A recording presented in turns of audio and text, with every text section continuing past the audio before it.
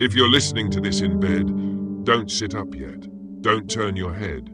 Just keep your eyes where they already are, on whatever part of your room feels the darkest. Because every story I'm about to tell you ends the same way.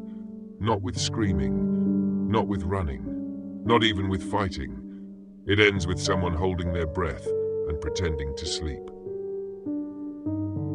Because the moment you prove you're awake, you stop being a person.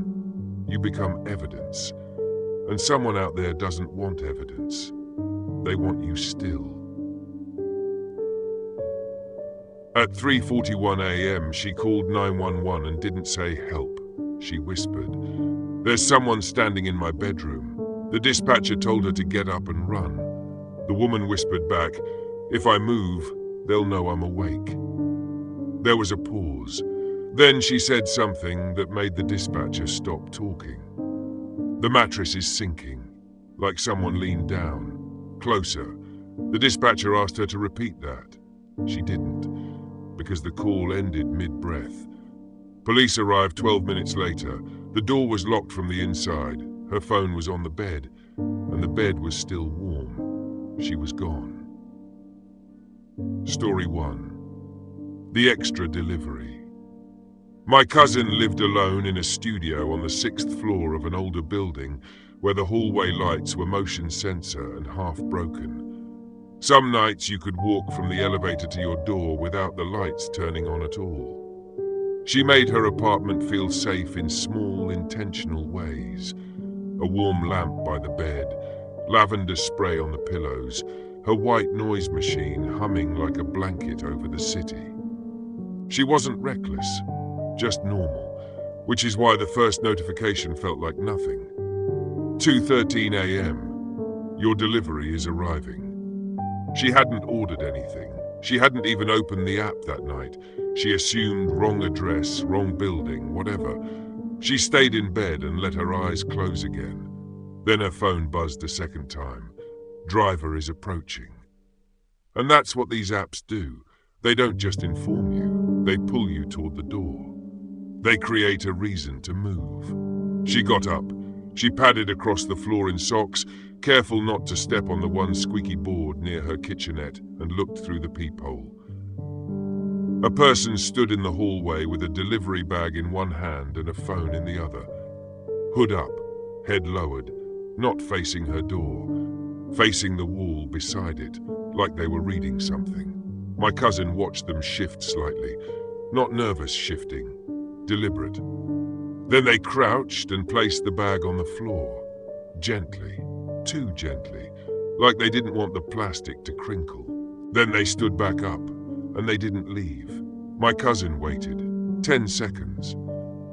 20. A full minute. They stayed there, not scrolling, not typing, just still, like they were listening to the air inside her apartment. She backed away from the peephole without realizing she was holding her breath. She checked the deadbolt even though she'd already locked it.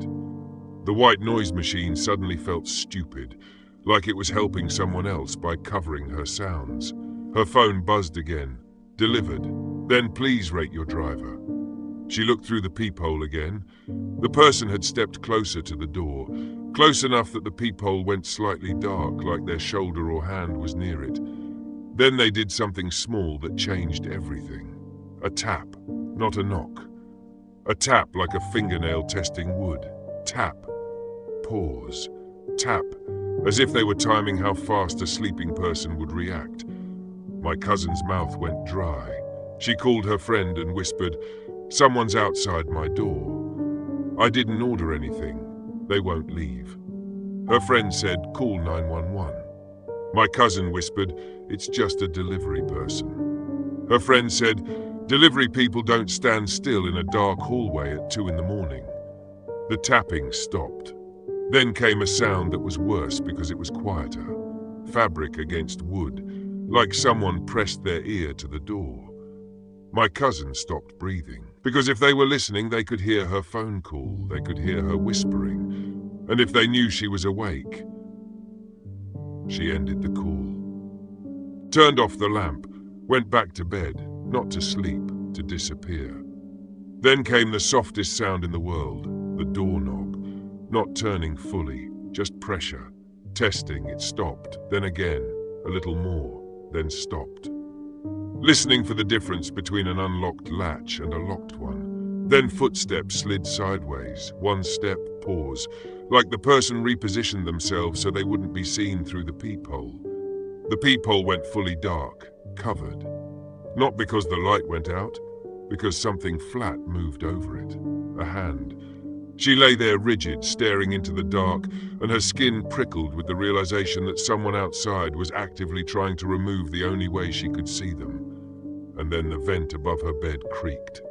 Not the HVAC turning on. A metallic creak, like pressure, changed in the duct line, like something shifted. A whisper pushed through the vent, dry and close. Delivery. My cousin's eyes filled instantly. Not because she thought it was paranormal, because it sounded human. Then softer, I know you're awake. She didn't move. She didn't breathe. The whisper came again, barely audible, don't pretend. That was when she realized the delivery wasn't a mistake. It was a test, and the test wasn't are you home? The test was do you move? She stayed still until sunrise. When she finally looked through the peephole, the hallway was empty. The bag was gone. But centered perfectly in front of her door, like it had been aligned, was a small receipt. Not crumpled, placed. She opened her door just enough to snatch it and yank it inside. The receipt had her name and unit number printed correctly.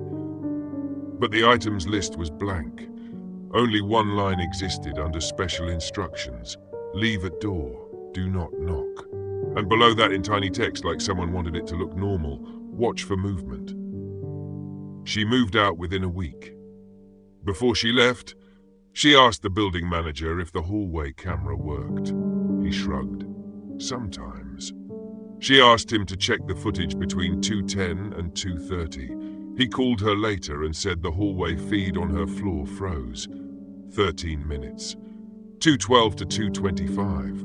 Then it came back, with the hallway empty. No person walking away, no elevator doors opening, just missing time.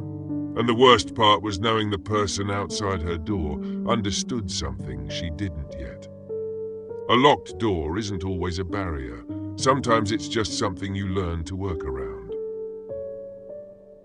Story 2. The Sleep Tracker.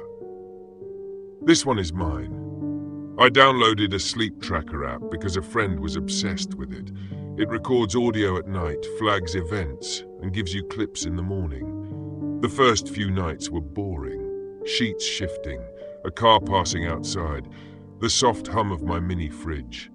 On night 4, it flagged talking. At 2:57 a.m., I clicked it expecting nonsense. The clip was mostly silence, then breathing, then a whisper close to the microphone. My name, not shouted, not clear, like someone trying it quietly. My stomach dropped. I replayed it. Again, my name. I told myself it had to be me talking in my sleep. So the next night I moved the phone across the room to my dresser. If it was me, distance shouldn't matter. In the morning there was another talking clip. 3:19 a.m. I clicked it. The voice was quieter because the phone was farther, but it was still there. Breathing, slow and controlled, like someone leaning over furniture. The app also showed 2 movement events, 1:12 and 2:04. The sound graph wasn't random. The spikes were paired and evenly spaced like steps. That's when I did the first physical test. I placed a thin strip of paper in my bedroom door frame, a tamper strip. Closed the door on it. If the door opens, it falls. I locked my apartment door. I went to sleep. I woke up around 2 a.m. for no reason and stayed very still, listening. The building was quiet. No elevator, no hallway voices. Then I heard a sound at my bedroom door, a soft scrape like a fingertip sliding along the edge. The doorknob turned slightly, not fully, just enough to click the latch, then it stopped. I didn't call out. I didn't move, because moving would prove I was awake. And the moment I thought that, my stomach turned. Why would proving you're awake feel dangerous? The sleep tracker flagged an event at 2:17. Talking. My phone screen lit briefly across the room. I stared into the dark and listened. Silence, no footsteps, no door opening, just the feeling of someone waiting. Eventually, exhaustion dragged me into sleep. In the morning, the paper strip was on the floor. My door was closed. That messed me up. If someone barges in, you get chaos. If someone opens your door, steps in, steps out, and closes it again, you get intention. The app had 6 events. The last was talking at 3:33 a.m. I clicked it. Static. A faint creak like weight shifting. Then a whisper that was close and pleased. Good girl. My throat closed, because that sentence wasn't about sleep. It was about obedience. It was about someone watching me choose stillness and rewarding it. I checked my room like a paranoid cliché. Closet, bathroom, under the bed. Nothing. But when I went to my dresser, I saw something that wasn't audio. A tiny detail. A single hair tie, one I always kept on the left side of the dresser, was now on the right. Not fallen, not knocked. Placed. That night I didn't sleep. I kept the lights on. I sat in my living room facing my bedroom door, coffee in my hand, refusing to play along. I left the app recording anyway, because if something wanted me to pretend, I wanted it to find me awake. Hours passed. Nothing happened. No doorknob. No scraping. At 2:17 a.m., the app flagged talking. I didn't move. I let it record. In the morning, I clicked the clip. Static. Then the whisper. Annoyed this time. Wrong. Pause. Then, don't change the rules. I deleted the app. I bought a wedge lock and a door alarm. I set up a cheap camera facing the bedroom door. But even now, months later, if I wake up in the night and lie still, I feel that old thought crawl through my chest. What if staying still is exactly what it wants? Story 3. The Digital Key. My friend Hana loved hotels because they felt predictable. A locked door, a latch, a little sign that said "Do not disturb." On a work trip, she stayed at a mid-range chain hotel near the airport and used the hotel app's digital key. Your phone becomes your key card. Second night, 1:48 a.m., her phone buzzed. Your door was unlocked. She sat up instantly. Another notification, your door was unlocked. Then again, she stared at the door. The lock beeped, accepted a key. Beep, pause, beep. Then the handle moved slowly. Testing. Hana froze. She didn't call out. She didn't move. She did what every story in this video ends with. She pretended to sleep. The handle stopped. Footsteps moved away. After 10 minutes, she called the front desk. The clerk sounded sleepy and asked if she had the digital key. Hana said yes. The clerk hesitated, then said, "Sometimes keys can be shared." Hana asked him to disable all digital keys immediately. In the morning, she went downstairs. A different clerk pulled up her reservation and frowned. He said, "There were 2 active digital keys last night." Hana said, "That's impossible." The clerk said, "It shows one on your phone and one issued to another device." She asked when it was issued. He scrolled. 2:12 a.m. Hana felt sick because 2:12 was exactly when the lock started beeping. The clerk disabled the keys, issued physical cards, and changed her room. That night, Hana slept with the latch on and her suitcase against the door. At 3:06 a.m., she woke to a tap. Not a knock. Tap. Pause. Tap. Then a whisper from the hallway, "You changed the rules." She stayed still until morning. At checkout, Hana asked if the system could show any details about the second device. The clerk hesitated, then said sometimes it shows a device name, whatever the user named their phone. He turned the monitor slightly toward her. The device name wasn't a serial number. It wasn't iPhone. It was a custom name, Courier. Hana asked if there was any other information. The clerk said, "It shows the network used when the key was created." Hana stared, because it didn't say external. It didn't say cellular. It said hotel Wi-Fi, which meant whoever created that second key did it from inside the building. Maybe from the lobby, maybe from the hallway, maybe from a room on the same floor. Close enough to test her door, fail, then open the app and try again. close enough to whisper through the crack of the door.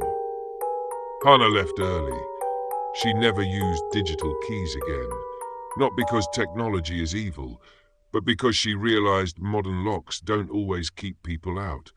Sometimes they just keep a record of how many times someone tried. And the scariest part isn't that someone can open a door. The scariest part is that they can test you. They can learn your pattern. They can train you into stillness. They can turn your bedroom into a place where you don't sleep. You perform sleep. And if you've been lying there listening to this, still, quiet, just remember, the worst sound in the dark isn't footsteps. It's a voice that already knows you're awake.